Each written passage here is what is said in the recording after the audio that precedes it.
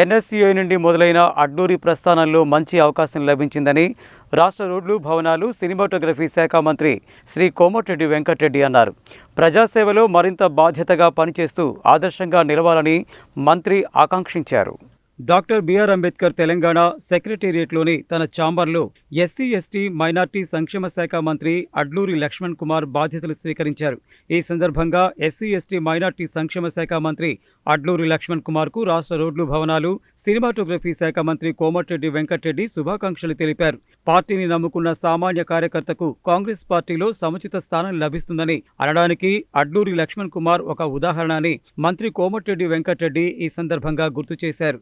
NSUI నుండి మొదలైన అడ్లూరి ప్రస్థానంలో మంచి అవకాశం లభించిందని, ప్రజాసేవలో మరింత బాధ్యతగా పనిచేస్తూ ఆదర్శంగా నిలవాలని మంత్రి ఆకాంక్షించారు. నల్గొండ జిల్లా ఇన్ఛార్జి మంత్రిగా కూడా ఉన్నందున ఉమ్మడి నల్గొండ జిల్లా అభివృద్ధిలో సమన్వయ పాత్ర పోషించాలని కోరారు. మంత్రి వెంట ప్రభుత్వ విప్ బీర్లా అయ్యలయ్యతో పాటు రంగారెడ్డి, నల్గొండ జిల్లాల పాల ఉత్పత్తి సహకార సంఘం చైర్మన్ జి మధుసూదన్ రెడ్డి పలువురు ఆయనకు శుభాకాంక్షలు తెలిపారు.